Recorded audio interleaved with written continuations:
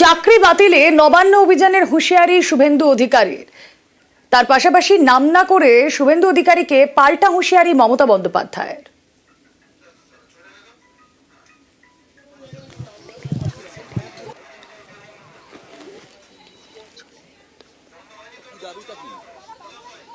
রামনবমীর পরে কলকাতাতে বড় মিছিল হবে এবং পর্যায়ক্রমে নবান্ন অভিযান সব কর্মসূচি এপ্রিল মাসের মধ্যে ভারতীয় জনতা পার্টির পক্ষ থেকেও আমরা নিচ্ছি।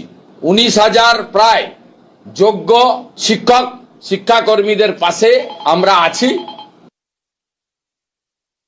আমরাও কিন্তু রেকর্ড খুঁজে বার করব 2016-তে তখন কারা কারা মন্ত্রী ছিলেন এবং কোনো একটা জেলা তো আমি জানি কিসের বিনিময়ে চাকরি হয়েছে, আমি খুঁজে দেখব। যদি কারো জানা থাকে তথ্য প্লিজ আমাকে দেবেন, আমার কাজে লাগবে।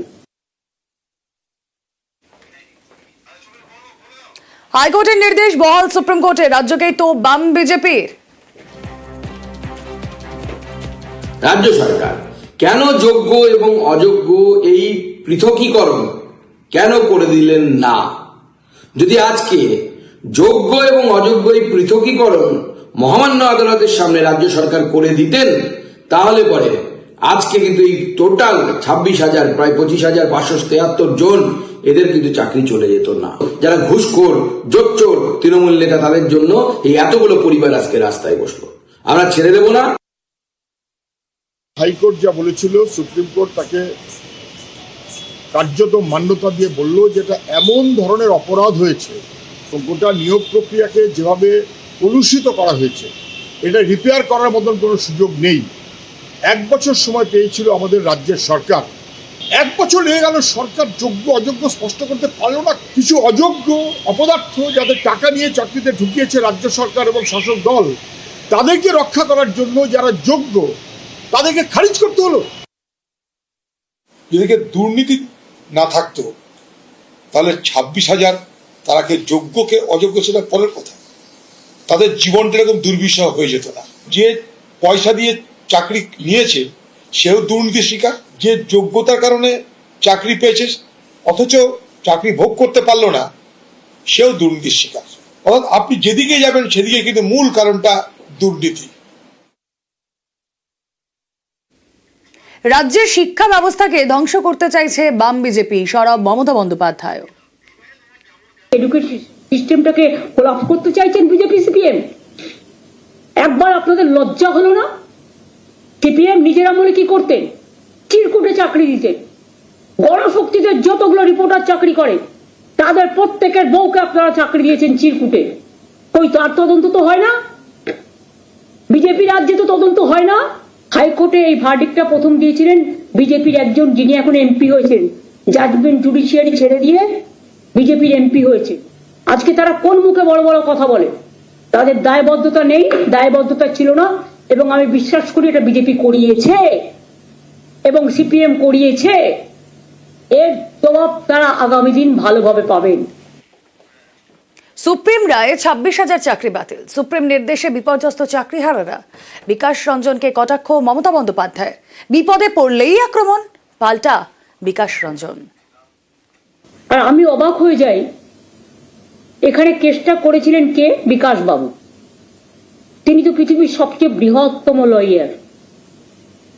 তাকে কেন তিনি এখনো নোবেল প্রাইজ পাচ্ছেন না আমি জানি না।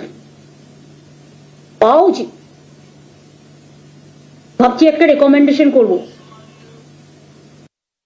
লোকে বিপদে বললে ভগবানের স্মরণ নেয়, তৃণমূল এবং মমতা বিপদে বললে বিকাশ এবং সিপিএম এর স্মরণ নেয়। দেখবেন ওরা কোনো বিপদ বললে সিপিএম করেছে, বিকাশ ভট্টাচার্য করেছে। সুতরাং এটা হচ্ছে ওরা আমাদের ঈশ্বরপর মনে করে। আমার কাজ আইনি সওয়াল করা, সংবিধানকে তুলে ধরা, সেই কাজটা আমি করেছি। সেটা কাজের জন্যই তো আমরা উকিল। আমরা তো কে হারবে কে জিতবে এইসব ভেবে সওয়াল করি না। একমাত্র এক সুপ্রিম কোর্টের রায়ে সোমা দাসের চাকরি বহাল। তবে সুপ্রিম কোর্টের রায়ে খুশি নন সোমা। যোগ্যদের চাকরি খারিজ হওয়া কাম্য নয় বলেই মত তাঁর।